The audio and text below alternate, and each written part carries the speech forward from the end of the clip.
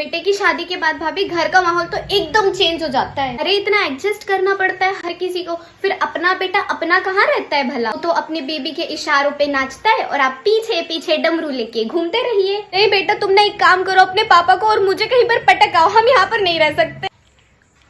तुम तो एकदम चुप ही रहो बेटा। तुम एक काम करो, मुझे और अपने पापा को ना अनाथालय छोड़ाओ।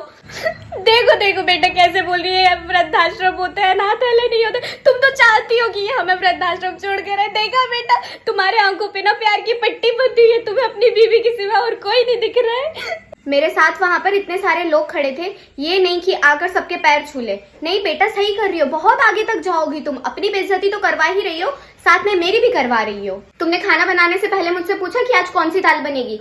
तुम्हारे ससुर जी को टट्टियां लग गई हैं। नहीं आजकल तुम मुझसे किसी चीज के लिए नहीं पूछती हो, हर चीज में अपनी मन मर्जी करने लग गई हो। मुझे तो ये नहीं समझ आते कि मैं तुम्हारी माँ हूँ या वो तुम्हारी माँ। उसने ना तुम्हारे आंखों पे पट्टी बांध दी, पक्का कोई जादू टोना कर दिया, इसलिए तुम्हें अपनी माँ नजर ही नहीं आती।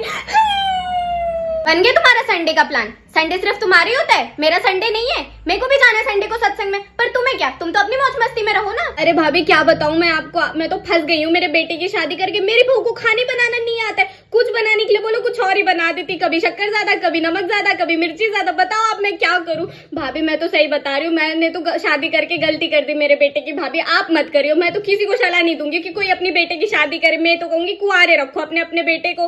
और अगर मैं ज्यादा कुछ बोलती हूँ तो बोलती कि अरे मम्मी जी आप तो कुक लगवा लो, आप तो बाहर से खाना मंगवा लो। बताओ इस उम्र में मैं बाहर का खाना खाऊंगी। बहू मैंने क्यों लेकर आई हूँ, क्यों शादी करवाई है, ताकि मेरे को घर की ताजी ताजी रोटियां मिले। बताओ जे तो मुझे रोटी बना के भी नहीं दे रही, मैं क्या करूँ भाभी। मैं तो बहुत परेशान हो गई हूँ अपनी बहू से।